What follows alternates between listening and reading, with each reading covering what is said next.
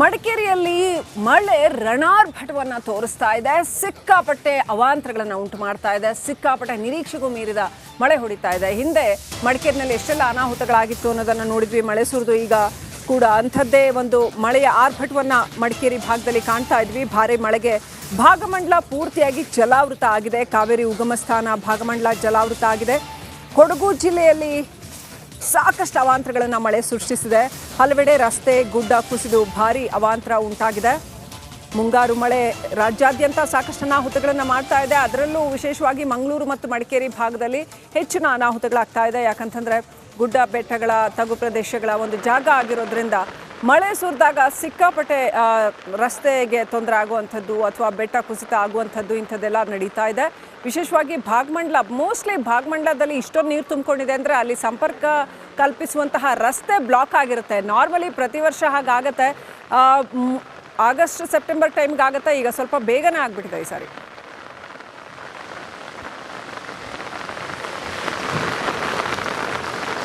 ಕೊಡಗು ಜಿಲ್ಲೆಯಾದ್ಯಂತ ಕಳೆದ 2 ದಿವಸಗಳಿಂದ ಧಾರಾಕಾರ ಮಳೆ ಆಗ್ತಿದೆ. ಅದರಲ್ಲೂ ತಲಕಾವೇರಿ ವ್ಯಾಪ್ತಿಯಲ್ಲಿ ಹೆಚ್ಚು ಮಳೆಯಾಗುವುದರಿಂದ ನೀರು ಹೆಚ್ಚು ಭಾಗಮಂಡಲ ತ್ರಿವೇಣಿ ಸಂಗಮದತ್ತ ಹರಿದು ಬರ್ತಾ ಇರುವಂಥದ್ದು. ಕಾವೇರಿ ನದಿಯಲ್ಲಿ ಕೂಡ ನೀರಿನ ಪ್ರಮಾಣ ಏರಿಕೆಯಾಗಿದೆ. ಇನ್ನು ಭಾಗಮಂಡಲ ತ್ರಿವೇಣಿ ಸಂಗಮದಲ್ಲಿ ಈಗ ನಾವಿದ್ದೇವೆ. ಇಲ್ಲಿ ಎಷ್ಟು ನೀರು ಬಂದಿದೆ ಅಂತ ನೀವು ತೋರಿಸ್ತೇವೆ. ಅಂದರೆ ತ್ರಿವೇಣಿ ಸಂಗಮ ಸಂಪೂರ್ಣವಾಗಿ ಈಗ ಮುಳುಗಡೆ ಆಗಿರುವಂಥದ್ದು. ಇಲ್ಲಿ ನೂತನವಾಗಿ ಒಂದು ಪಾರ್ಕ್ ನಿರ್ಮಾಣ ಮಾಡಲಾಗಿತ್ತು, ಅದು ಕೂಡ ಈಗ ಸಂಪೂರ್ಣವಾಗಿ ಮುಳುಗಡೆ ಆಗಿದೆ. ಇನ್ನು ಆಚೆ ಭಾಗಮಂಡಲ ನಾಪೋಕ್ಲು ರಸ್ತೆ ಏನಿದೆ, ರಸ್ತೆ ಮೇಲೆ ನೀರು ಬಂದಿರುವಂಥದ್ದು. ಅಲ್ಲಿ ರಸ್ತೆ ವಾಹನ ಓಡಾಡಲಿಕ್ಕೆ ಸಾಧ್ಯವಾಗಲ್ಲ. ಮತ್ತು ವಿಶೇಷ ಅಂತ ಹೇಳಿದ್ರೆ ಈ ಬಾರಿ ಇದು ಮೇಲ್ಸೇತುವೆ ನಿರ್ಮಾಣ ಆಗಿದೆ. ಈ ಮೇಲ್ಸೇತುವೆ ನಿರ್ಮಾಣವಾಗಿರೋದ್ರಿಂದ ಸಂಚಾರಕ್ಕೆ ಯಾವುದೇ ಸಮಸ್ಯೆ ಆಗಲ್ಲ. ಇಷ್ಟು ವರ್ಷ ಪ್ರವಾಹ ಬಂದಾಗ ಈ ಭಾಗದ ಜನತೆ, ಭಾಗಮಂಡಲ ಇರ್ಬೋದು, ತಲಕಾವೇರಿ ಇರ್ಬೋದು, ಈ ಭಾಗದ ಜನತೆಗೆ ತೀವ್ರ ಸಮಸ್ಯೆ ಆಗ್ತಾ ಇತ್ತು. ವಾಹನ ಸಂಚಾರ ಅಸ್ತವ್ಯಸ್ತವಾಗ್ತಾ ಇತ್ತು. ತಲಕಾವೇರಿಗೆ ಹೋಗಲಿಕ್ಕೆ ಆಗ್ತಾ ಇರಲಿಲ್ಲ. 4 ದಿವಸ 5 ದಿವಸಗಳ ಕಾಲ ಸಂಪೂರ್ಣ ದ್ವೀಪದಂತ ಆಗ್ತಿತ್ತು ಹಲವು ಹಳ್ಳಿಗಳು. ಈಗ ಈ ಮೇಲ್ಸೇತುವೆ ಆಗಿರೋದ್ರಿಂದ ಆ ಸಮಸ್ಯೆ ಇಲ್ಲ. ಸಂಚಾರಕ್ಕೆ ಯಾವುದೇ ತೊಂದರೆ ಆಗಲ್ಲ. ಮಡಿಕೇರಿಯಿಂದ ತಲಕಾವೇರಿಗೆ ಹೋಗ್ಬೋದು, ನಾಪೋಕ್ಲಿಗೆ ಹೋಗ್ಬೋದು. ಆದ್ದರಿಂದ ಎಷ್ಟೇ ನೀರು ಬಂದರೂ ಕೂಡ ಇಲ್ಲಿ ಸಂಚಾರಕ್ಕೆ ಏನೇ ಸಮಸ್ಯೆ ಆಗಲ್ಲ. ಒಟ್ಟಾರೆ ಕೊಡಗು ಜಿಲ್ಲೆಯಾದ್ಯಂತ ಈಗ ಧಾರಾಕಾರ ಮಳೆ ಆಗ್ತಾ ಇದೆ. ಶಾಲೆಗಳಿಗೆ ಅಂದರೆ ಪ್ರಾಥಮಿಕ ಹಾಗೂ ಪ್ರೌಢಶಾಲೆಗಳಿಗೆ ಕೂಡ ಇಂದು 1 ದಿವಸದ ಮಟ್ಟಿಗೆ ರಜೆಯನ್ನು ಕೊಡಲಾಗಿದೆ. ಕ್ಯಾಮರಾ ಪರ್ಸನ್ ದಿವಾಕರ್ ಜೊತೆ ಅನುಕಾರ್ಯಪ್ಪ, ರಿಪಬ್ಲಿಕ್ ಕನ್ನಡ, ಕೊಡಗು.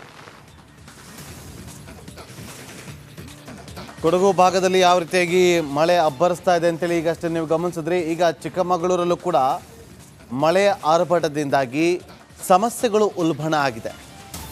ಪಶ್ಚಿಮ ಘಟ್ಟದಲ್ಲಿ ಸುರಿತಾ ಇರುವಂಥ ಧಾರಾಕಾರ ಮಳೆಯಿಂದಾಗಿ ಅದರ ಎಫೆಕ್ಟ್ ಆಗ್ತಾ ಇರೋದು ಚಿಕ್ಕಮಗಳೂರು ಭಾಗದಲ್ಲಿ. ಮಳೆ ಅಬ್ಬರಕ್ಕೆ ಭದ್ರಾ ನದಿ ಹರಿವಿನ ಮಟ್ಟದಲ್ಲಿ ಭಾರಿ ಏರಿಕೆ ಆಗಿದೆ. ಕಳಸಾ ತಾಲೂಕಿನ ಹೆಬ್ಬಾಳೆ ಸೇತುವೆ ಮುಳುಗುವ ಹಂತಕ್ಕೆ ಬಂದು ತಲುಪಿದೆ. 4-5 ಅಡಿ ಅಷ್ಟೇ ಮಾತ್ರ ಬಾಕಿ ಇದೆ ಹೆಬ್ಬಾಳೆ ಸೇತುವೆ. ಕಳಸಾ, ಹೊರನಾಡು ಸೇರಿ ಹಲವು ಗ್ರಾಮಗಳು ಈ ಸೇತುವೆ ಏನಾದರೂ ಮುಳುಗಡೆ ಆದರೆ ಸಂಪರ್ಕ ಕಡಿತಗೊಳಿಸುತ್ತೆ. ನೋಡಿ ದೃಶ್ಯಾವಳಿಯಲ್ಲಿ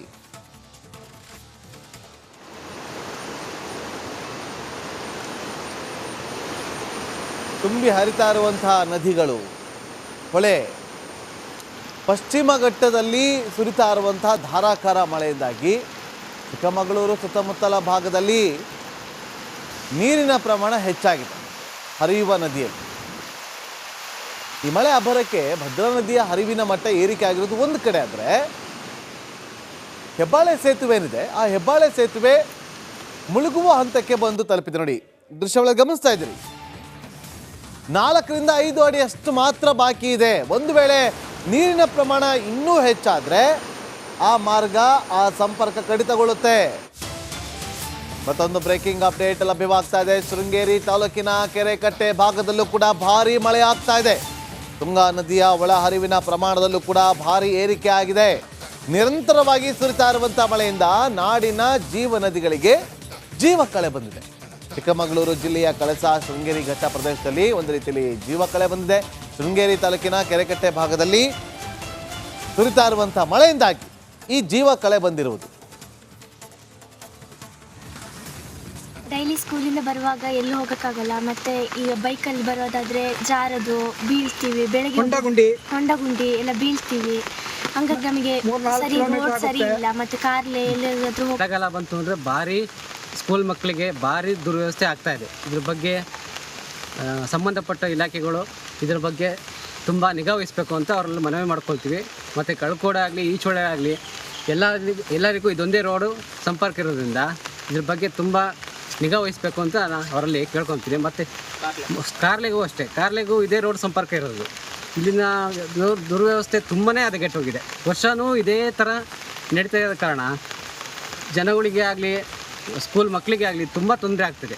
ಆದ್ದರಿಂದ ಆದಷ್ಟು ಬೇಗ ಇದೊಂದು ವ್ಯವಸ್ಥಿತವಾಗಿ ಮಾಡಿಕೊಡ್ಬೇಕು ಅಂತ ಕೇಳ್ಕೊತೀವಿ. ಮಳೆಗಾಲ ಬಂತು ಅಂದರೆ ಸ್ಕೂಲ್ ಮಕ್ಕಳಿಗೆ ಭಾರಿ ದುರ್ವ್ಯವಸ್ಥೆ ಆಗ್ತಾಯಿದೆ. ಇದ್ರ ಬಗ್ಗೆ ಸಂಬಂಧಪಟ್ಟ ಇಲಾಖೆಗಳು ಇದ್ರ ಬಗ್ಗೆ ತುಂಬ ನಿಗಾ ವಹಿಸಬೇಕು ಅಂತ ಅವರಲ್ಲಿ ಮನವಿ ಮಾಡ್ಕೊಳ್ತೀವಿ.